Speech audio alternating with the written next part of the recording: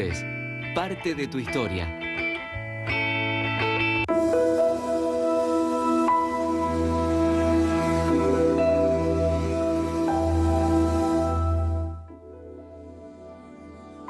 Aprender es mucho más que estudiar. Universidad Abierta Interamericana.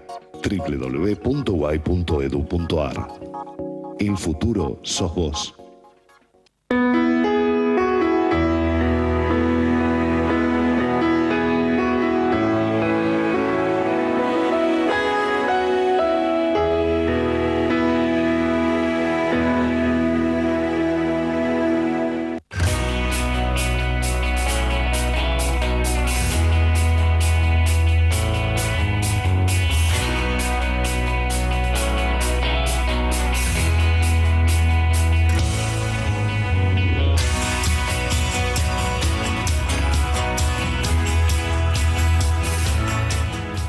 ¿Qué tal? ¿Cómo les va? Soy Teresa Cavado y esto es Educación y Sociedad.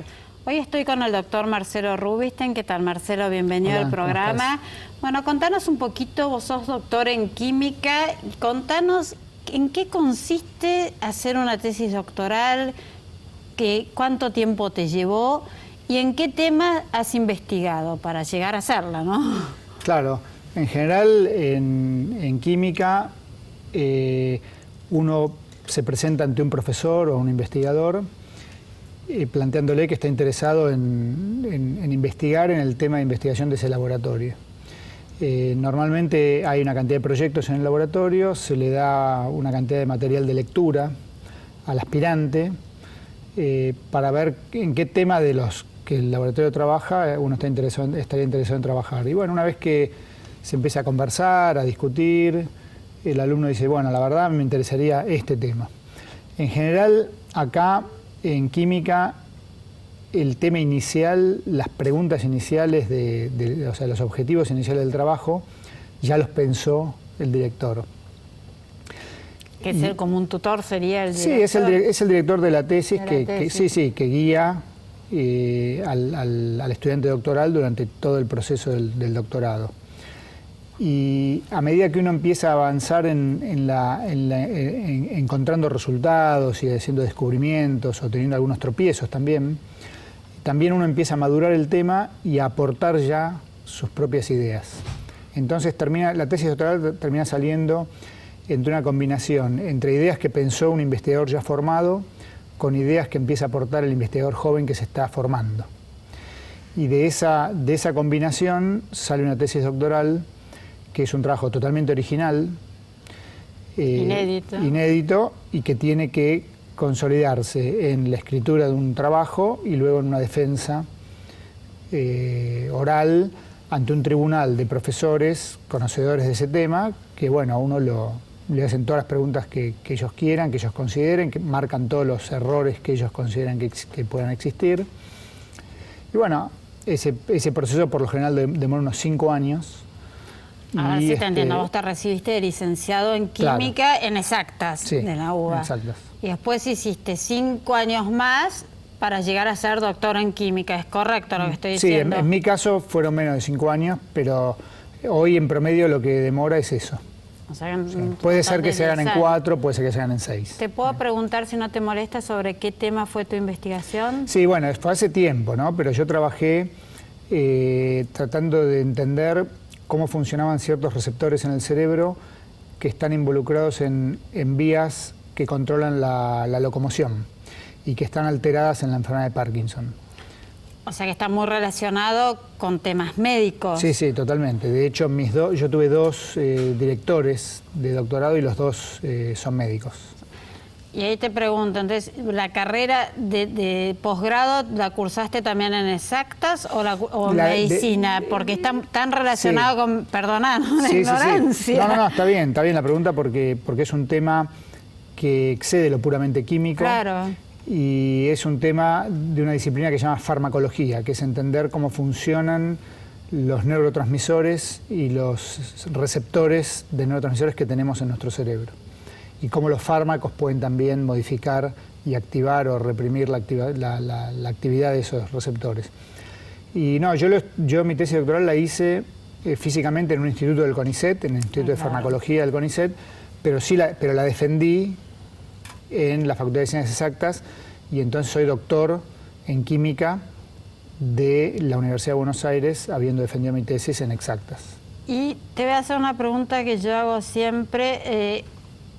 ¿El mercado laboral sí te ha reconocido? Porque esto es un esfuerzo realmente muy grande. No sé si vos estabas casado, si tenías chicos, no sé cuál era tu realidad familiar, pero realmente son 5 años más, o sea que en total fueron 10 años entre la licenciatura y el doctorado. Y bueno, la investigación lleva mucho tiempo, ¿no? ¿Cómo congeniaste, cómo armonizaste todo? Bueno, es el trabajo, ¿no? Lo que tiene de bueno la Argentina es que el CONICET da becas para poder dedicarse exclusivamente a la tarea de investigación. Ah, qué bueno. Entonces, por supuesto que no es un gran sueldo, no es un sueldo, de hecho es una beca, pero yo estaba casado, sí, yo estaba casado y no tenía hijos, entonces también los aportes de mi esposa en ese momento aportaban a que el matrimonio pudiera vivir tranquilo, y no tenía hijos, porque a veces con hijos se hace más difícil. Sí, complicado, que tenés el acto de fin de curso, que los, no sé, el cumpleaños, todo se complica más. Y actualmente, puntualmente, te seguís dedicando a eso. Sé que has ganado hace poquito un premio. Contanos un poquito cómo has seguido tu carrera profesional. Después, vos preguntabas hasta qué punto el mercado te reconoce. Claro, el mercado laboral hasta qué punto te reconoce el tener un título de doctor. Y sí, no solamente te lo reconoce, sino que te lo exige. Porque, por ejemplo, para ser un investigador del CONICET tenés que ser un doctor. Y yo soy ya hace muchos años investigador del CONICET, desde el año 93. Hace mucho. Y sí, hace muchos años. En este momento yo soy investigador superior, o sea, llegué a la máxima categoría posible. Y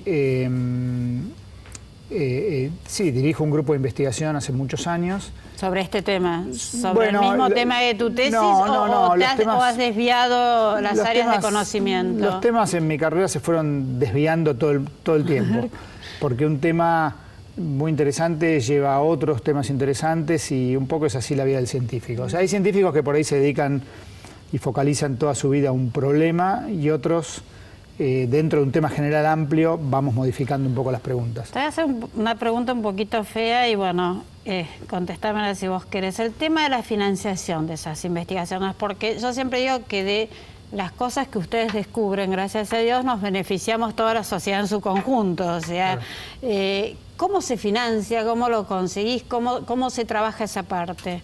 ¿Está claro? Bueno, sí, está claro. O sea, los investigadores, incluso los investigadores del Estado, porque somos todos empleados públicos, por así decirlo, ¿no? Somos todos funcionarios. Quien no trabaja para el CONICET trabaja para una universidad nacional. Bueno, hay acuerdos también. Hay muchísimos acuerdos, yo les grababa en este programa, de universidades con el CONICET que trabajan en forma conjunta. De hecho, yo soy profesor también de la UBA, de exactas. Pero lo que digo es que uno tiene un trabajo, recibe, en este caso es así, un sueldo, un salario, pero no le entregan automáticamente dinero para hacer sus investigaciones. Uno se lo tiene que conseguir ese dinero. Entonces, ahí, bueno, existen una cantidad de fuentes de financiamiento por parte de organismos públicos argentinos, de algunos muy poquitos ocasionales privados en la Argentina. ¿Muy poquitos? Sí, privados, sí, muy pocos y ocasionales. Y después existen algunas posibilidades de financiamiento de otros países, o sea, de subsidios internacionales. Claro, subsidios internacionales. O sea que vos presentás el proyecto a investigar, a ver si yo te entiendo y el público en general lo entiende. Vos vas a investigar sobre un determinado tema, supongo que debe haber un protocolo, un proyecto que vos presentás a estos organismos, quienes te dan el ok, y si te dan el ok, te lo financian de alguna manera. Bueno, te lo financian hasta cierto punto, porque primero que son todo este tipo de financiamiento son programas competitivos, o sea que uno presenta y entra en una competencia en donde tiene que quedar por arriba de la línea de corte. O sea, hay un montón de proyectos muy buenos que no van a ser financiados. Claro.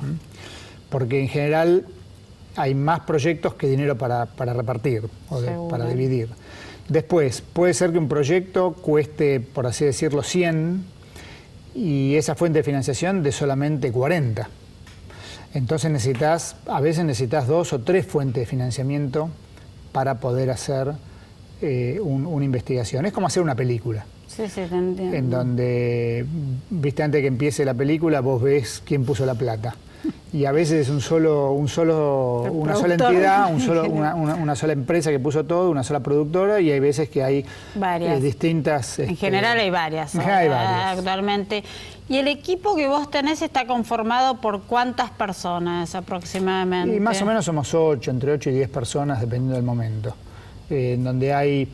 desde, digamos, la mayor cantidad de personas son becarios doctorales, justamente becarios de CONICET que están haciendo su doctorado y que entonces están en el laboratorio, cada uno de ellos más o menos unos 5 años. Y bueno, hay una gran rotación.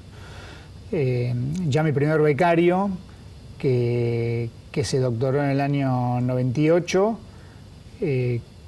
creo que este año o el año que viene va a cumplir 50 años, ya para decirte, o sea, tiene 4 hijos, o sea, yo ya he dirigido 16 tesis doctorales y estoy dirigiendo en este momento otras 6. Un montón, te digo, Mucho. Y sí, son bastantes y muchos de ellos, la mayoría de ellos se sigue dedicando a la ciencia. ¿Sabes por qué lo quiero recalcar esto? Porque pareciera como que se ha perdido el verdadero valor del valor educación. No sé si es claro lo que digo. O sea, uno a veces trata con muchos chicos, adolescentes, algunos que están terminando el secundario, y se nota mucha desesperanza por el futuro. No sé si a vos te pasa. Y escuchar que hay gente que se dedica a investigar, que hace una tesis doctoral, con los que estamos en educación sabemos que el esfuerzo que eso implica, las horas de concentración, de laboratorio, de restarle tiempo, sí, a tu familia, a tus afectos, realmente, o sea, a mí me parece una maravilla, realmente, y quiero que el público también se entere, ¿no? Porque en general los programas muestran las cosas malas que hacen los jóvenes, pero vos también trabajás con gente muy joven, algunos deben estar empezando su tesis. En general empiezan a los 24 años conmigo y se van más o menos casi antes de los 30. Re joven, para mí jovencísimo, que bueno, que se pasan ¿cuántas horas en el CONICET? 9 horas. Y están 8 o 9 horas por día, sí. Sí, a veces tienen que ir los fines de semana, dependiendo del tipo de experimento, o quedarse durante la noche, depende, porque hay veces que el experimento, nosotros tenemos frases como, uno sabe cuándo el experimento empieza, pero no cuándo termina. No cuándo termina. Claro. Realmente un placer enorme ha sido entrevistarte. Espero que vuelvas a este programa. Mis sinceras felicitaciones. Mis felicitaciones a tu mujer que te apoyó en todo esto, que no debe haber sido fácil para ella tampoco. Y nada. Mi mujer es investigadora científica también. ¿Y ella en qué carrera tiene? ¿Es química también? No, es bióloga. Ah, es claro. bióloga. Los biólogos se dedican también, mucho a la investigación. Y hace una vida muy sacrificada porque la verdad que a pesar de que, o si bien los dos nos ocupamos de los chicos, todos sabemos que... ¿Cuántos chicos tenés, si no te molesta que te pregunte? Tengo 2 con ella. Tengo 2 más grandes de matrimonio anterior.